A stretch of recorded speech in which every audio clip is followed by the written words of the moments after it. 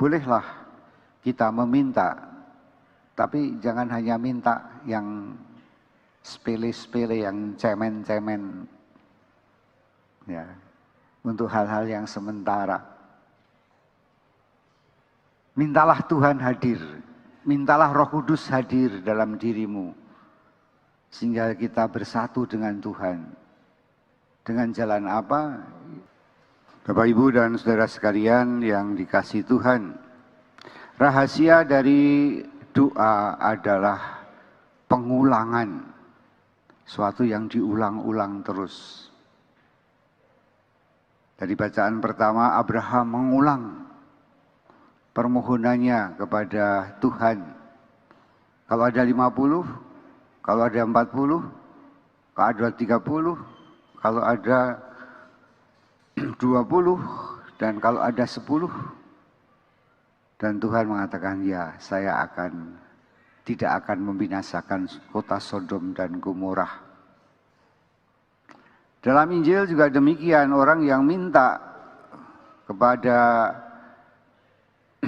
orang yang punya roti itu, dia meminta dengan tidak malu-malu, terus-menerus minta. Ada rahasia di balik pengulangan itu. Kita juga kenal doa yang kita ulang-ulang. Ya, karena yang diulang-ulang itu akan masuk di dalam hati. Ya. Dan kita tahu bahwa mengapa setiap agama yang besar itu punya tasbih. Ya kan? Orang Buddha punya tasbih. Ya, berdoa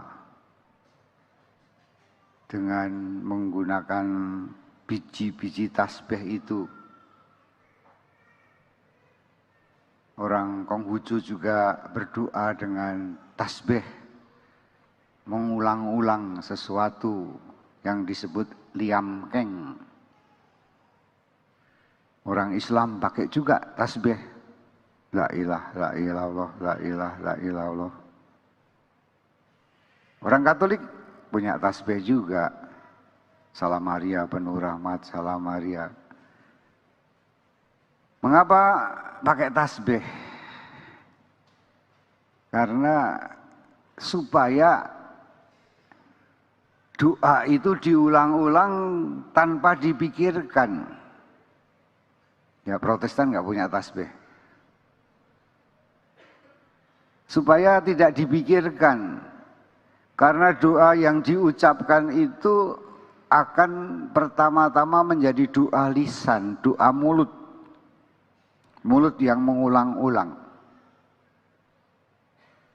Kemudian menjadi doa telinga, telinga yang mendengar suaranya sendiri. Ya. Dalam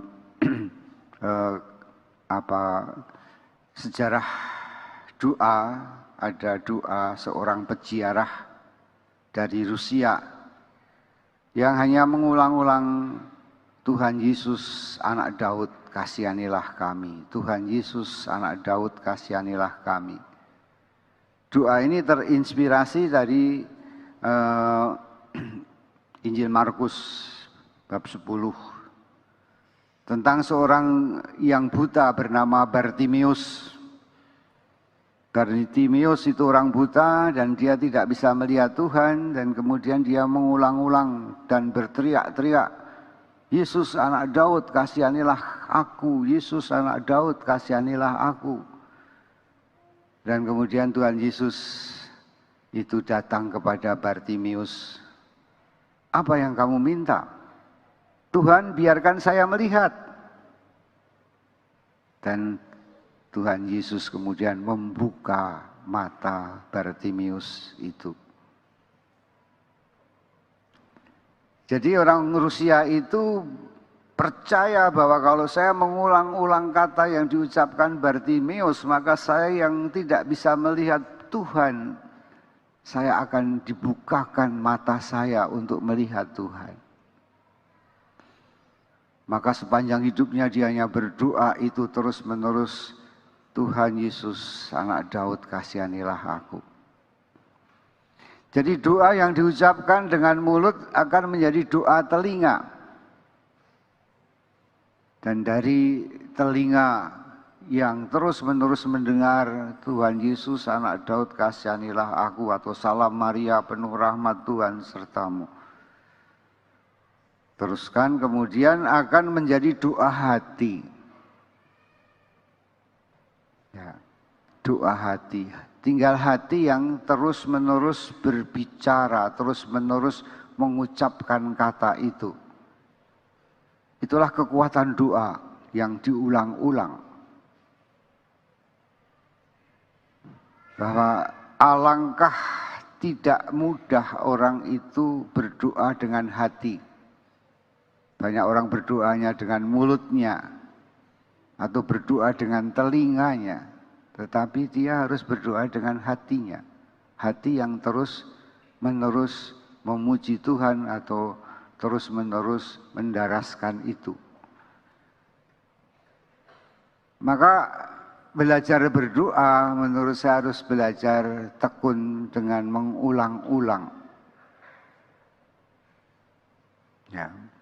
Bukan saja dengan yang mengulang-ulang itu akan mengganggu Tuhan, seperti digambarkan dalam bacaan Injil. Ya, mengapa orang itu mengatakan pintu sudah tertutup dan istri dan anak-anakku sudah tidur.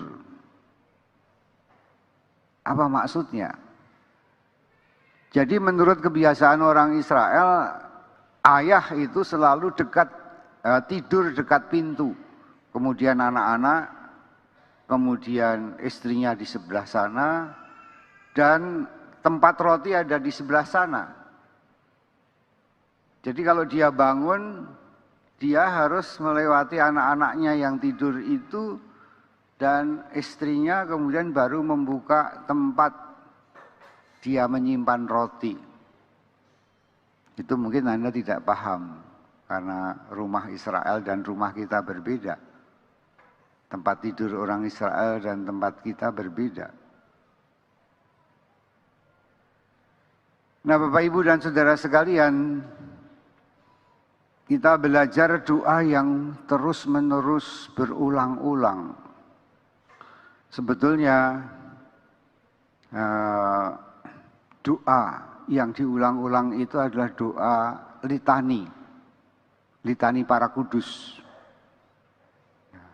Salam Maria, Bunda Allah, doakanlah kami.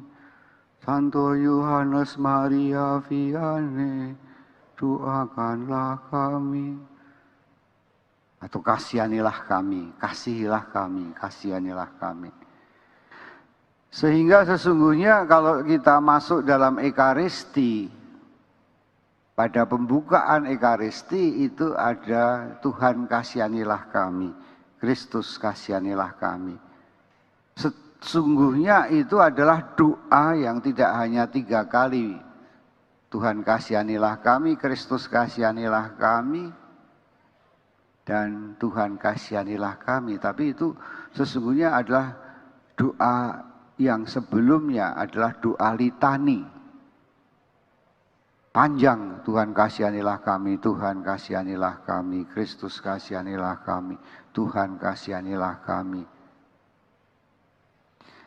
Maka doa yang terdalam adalah doa yang keluar dari hati. Kadang-kadang kita kagum dengan saudara kita dari gereja lain yang seolah-olah pandai berdoa.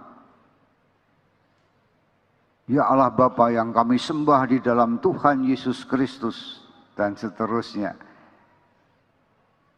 Tapi kalau saya perhatikan ya, doanya gereja ini kok semua sama gitu. Semuanya rumusannya gitu, selalu ya Allah yang aku sembah dalam Tuhan Yesus Kristus. Ya, berkatilah pertemuan ini dari awal hingga akhirnya. Ya, ini doa hafalan. Mereka seperti kaset saja yang mengulang doa, rumusan doa.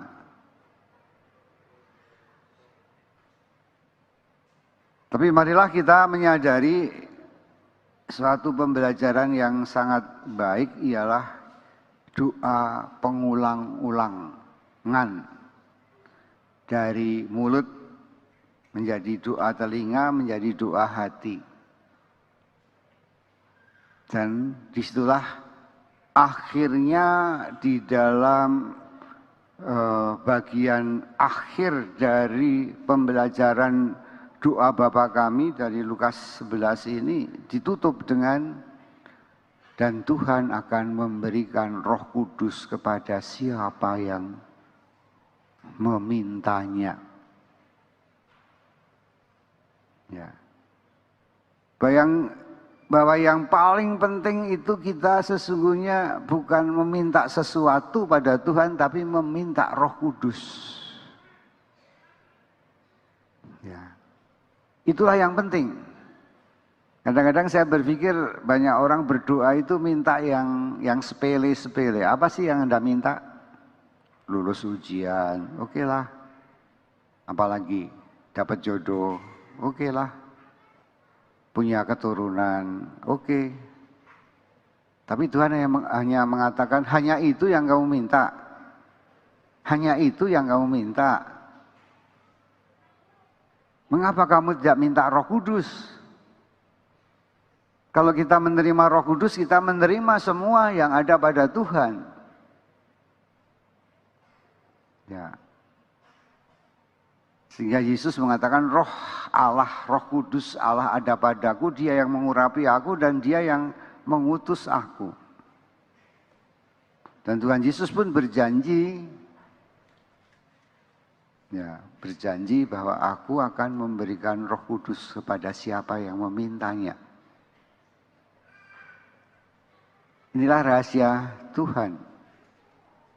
Rahasia doa adalah orang yang berdoa, Roh Tuhan ada padanya.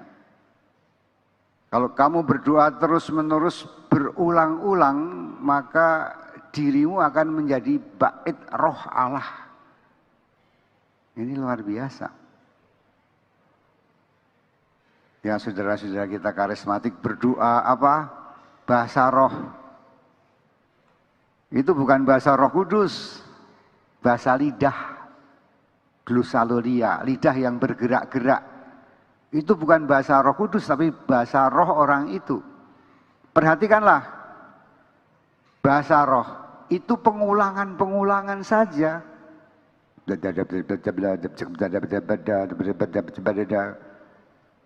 nggak tahu apa yang diucapkan. Karena itu lidah yang bergoyang-goyang, lidah yang bergetar-getar. Suatu saat bahasa roh hilang. Karena itu hanya suatu latihan. Latihan pengulangan-pengulangan. Karena pengulangan-pengulangan maksudnya adalah membersihkan, menguduskan. Ya. Kalau kita terus-menerus digosok-gosok, kalau kita terus-menerus dialirin air, kita akan menjadi bersih. Ya. Jadi itulah rahasianya. Bahwa dalam doa kita akhirnya bersatu dengan Tuhan di dalam rohnya yang kudus. Ya. Dan pengulangan-pengulangan ini juga kemudian dicontek oleh orang-orang yang jahat, yaitu orang-orang yang kemudian menawarkan iklan.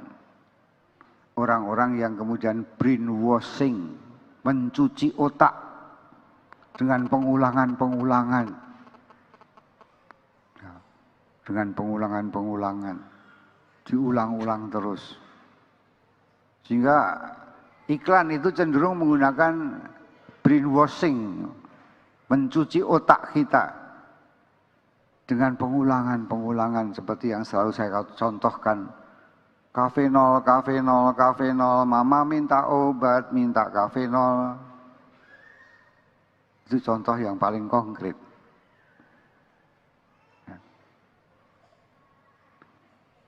Nah, doa kita akan mencuci otak kita yang kotor dengan sesuatu yang sederhana yang diulang-ulang. Maka John Main itu mengajak kita berdoa satu kata yang diulang-ulang terus-menerus, Maranatha. Maranatha artinya Tuhan hadir, Tuhan hadir. Ya, itu Pastor John Main mengajarkan itu. Saya mengajak saudara sekalian berdoa, Sator arepotenet opera rotas, Sator aperepotenet opera rotas, terus menerus kapanpun Anda berada, kapanpun Anda di mana, Anda bisa mengulang-ulang kata itu supaya kata-kata itu menghantar kita masuk dalam bait Tuhan yang menjanjikan Roh Kudus di dalam diri kita. Maka berdoa tidak hanya kemudian permintaan-permintaan. Kalau bolehlah kita meminta, tapi jangan hanya minta yang sepele-sepele, yang cemen-cemen. Ya, untuk hal-hal yang sementara. Mintalah Tuhan hadir. Mintalah Roh Kudus hadir dalam dirimu. Sehingga kita bersatu dengan Tuhan. Dengan jalan apa? Ya, dengan jalan mengulang-ulang kata, Tuhan kasihanilah kami, Tuhan kasihanilah kami. Anda boleh mengulang-ulang doa apa saja yang Anda sukai. Maranatha, Maranatha, atau Sator arepotenet opera rotas, atau Salam Maria penuh rahmat. Ulangi saja terus-menerus tanpa henti. Sehingga pengulangan itu akan mencuci otak kita, mencuci ingatan kita. Atau Anda mau pakai berbahasa roh, boleh juga. Itu juga hanya pengulangan-pengulangan. Ya. Banyak sarana menuju Tuhan, tapi yang dibutuhkan adalah satu, ketekunan. Tekun. Ya. Untuk berdoa. Maka kita menggunakan tasbih, menggunakan butiran-butiran itu untuk supaya kita tidak mengingat, tapi kita terus-menerus mendaras, terus-menerus mengulang, terus-menerus berdoa. Mari kita bersama memohon kehadiran Tuhan di dalam doa-doa kita, agar kita bersatu dengan Tuhan. Karena kalau Tuhan di pihakku, siapa yang akan melawan aku? Ya. Karena roh yang ada padamu lebih kuasa daripada roh-roh dalam dunia ini. Dan Tuhan menyediakan dirinya untuk masuk di dalam hatimu, hati kita masing-masing. Karena di dalam hatimulah Tuhan mau menjadi hati kita bait, rohnya yang kudus. Tuhan mau supaya hati kita menjadi tempat Dia bertahta. Dia membimbing dan Dia akan menyinari hidup kita.